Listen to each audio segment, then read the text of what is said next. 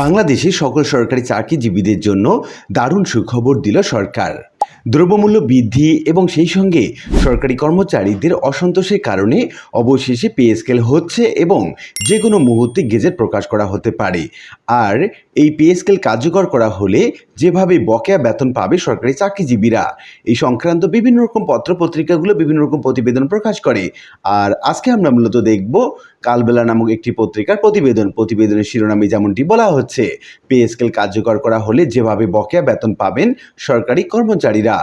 এই সংক্রান্ত বিস্তারিত তথ্য জানাবো আজকে ভিডিওতে।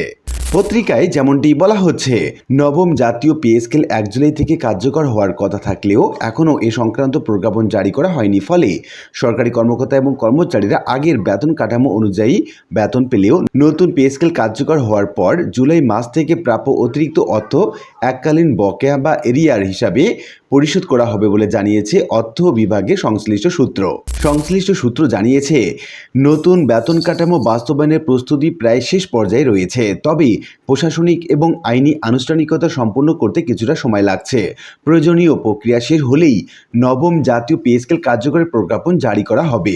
আর এই কারণে 1 জুলাই থেকে নতুন পে স্কেল কার্যকরের ঘোষণা থাকলেও এখন পর্যন্ত সরকারি কর্মকর্তা এবং কর্মচারীরা পুরনো বেতন কাঠামো অনুযায়ী বেতন গ্রহণ করছেন। তবে প্রজ্ঞাপন জারির পর জুলাই মাস থেকে কার্যকর হওয়া অতিরিক্ত বেতন এককালীন এরিয়ার হিসাবে পরিশোধ করা হবে। এতে সরকারি চাকরিজীবীদের আর্থিক প্রাপ্যতা নিয়ে কোনো ধরনের জটিলতা থাকবে না বলে জানিয়েছে অর্থ বিভাগের সংশ্লিষ্ট কর্মকর্তারা।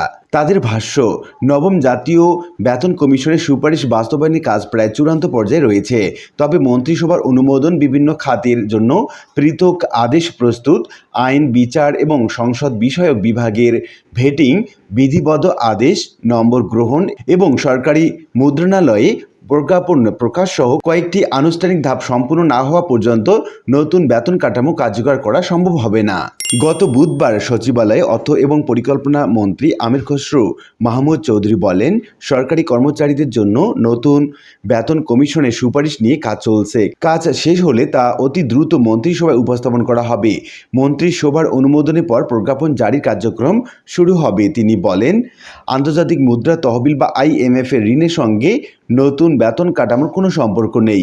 কাজ এগিয়ে চলছে এবং প্রজ্ঞাপন জারিতে বেশি সময় লাগবে না। সংশ্লিষ্ট কর্মকর্তারা জানান, জাতীয় বেতন কমিশনের সুপারিশ বাস্তবায়ন একটি দীর্ঘ প্রশাসনিক এবং আইনি প্রক্রিয়ার মধ্য দিয়ে সম্পূর্ণ হয়।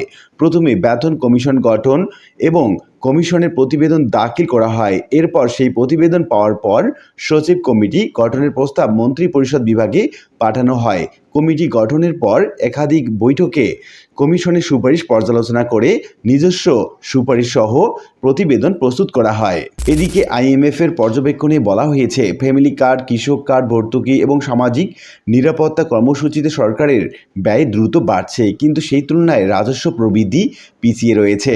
ধারাবাহিক মূল্যস্ফীতি এবং সীমিত আর্থিক সক্ষমতার কারণে এখনই নতুন পে স্কেল বাস্তবায়ন করলে অতিরিক্ত আর্থিক চাপ তৈরি হতে পারে বলেও সংস্থাটির পর্যবেক্ষণে উল্লেখ করা হয়েছে। এছাড়া আগামী অক্টোবরে IMF এর সঙ্গে নতুন ঋণ কর্মসূচি নিয়ে আলোচনার পর বিষয়টি নিয়ে আরও অগ্রগতি হতে পারে বলে সংশ্লিষ্ট মহলে আলোচনা রয়েছে।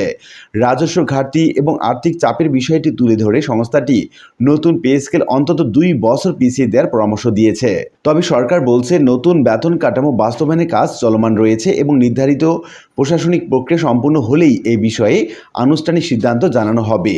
তো উল্লিখিত বিভিন্ন আলোচনা থেকে আমরা এটুকু বলতে পারি যে IMF এর বাধা সত্ত্বেও, অর্থাৎ IMF যে পর্যবেক্ষণ করেছে সেই ধরনের পর্যবেক্ষণ করা সত্ত্বেও 2 বছর পেছানোর তারা সুপারিশ করলেও সরকার সরকারি কর্মচারীদের জন্য দ্রব্যমূল্যের বৃদ্ধি এবং সেই সঙ্গে তাদের দাবির পরিপ্রেক্ষিতে নবম পে স্কেল দিতে যাচ্ছে এবং এটি কার্যকর মূলত 1 জুলাই থেকেই হবে এমনটি জানা যাচ্ছে বিভিন্ন রকম সংবাদ সূত্রে। আশা করি বিষয়টি বুঝতে পেরেছেন। আর আজকে ভিডিওটি এ পর্যন্ত। ভিডিওটি ভালো লাগলে লাইক কমেন্ট করতে ভুলবেন না। এরকম নিত্য নতুন ভিডিওর আপডেট পেতে অবশ্যই চ্যানেলটি সাবস্ক্রাইব করে রাখুন। সবাই ভালো থাকবেন, দেখা হবে অন্য কোনো ভিডিওতে। ধন্যবাদ।